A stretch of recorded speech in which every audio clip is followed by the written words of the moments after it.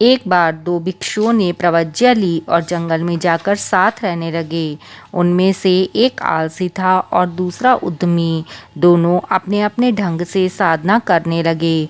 आलसी साधक लकड़ियां इकट्ठी कर उन्हें जला लेता और गप्पे लड़ाते हुए अपना पहला पहर बिता देता।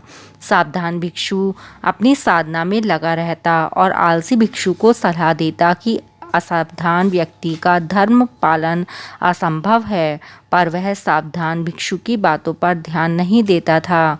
आलसी साधक दुष्ट भी था। जब सावधान साधक साधना खत्म करके सोने जाता तो आलसी साधक कहता, अरे ओ आलसी, साधना करने वन में आए हो या सोकर समय गंवाने। सावधान साधक को तो वह इस प्रकार से कहता था, पर खुद दूसरी ओर जाकर सो जाता था।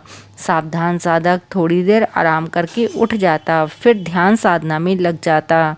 इस प्रकार निरंतर अभ्यास करते हुए सावधान साधक कुछ ही दिनों में अहंतव प्राप्त कर गया। दूसरा साधक पूर्ववत प्रमाद में ही समय बिताता रहा। वर्षावास समाप्त हुआ। दोनों साधक बुद्ध के पास पहुँचे। कुशल क्षेम के बाद बुद्ध ने पूछा कि उनकी साधना कैसी रही। आलसी भिक्षु तुरंत बोला, इस प्रमादी भिक्षु की बात ना करें। इसने तो अपना पूरा समय सुख से लेटकर सोते हुए बिता दिया।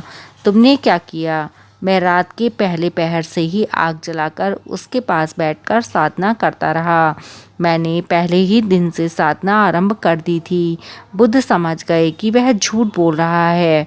उन्होंने कहा, अरे तुमने तो जरा सी भी सावधानी नहीं बरती, असावधान होकर साधना की।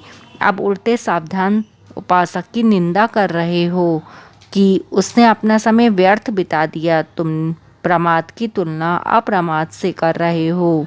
यह सुनकर आलसी को अकल आई। उसने भी कठिन साधना शुरू कर दी और अहंतव प्राप्त किया।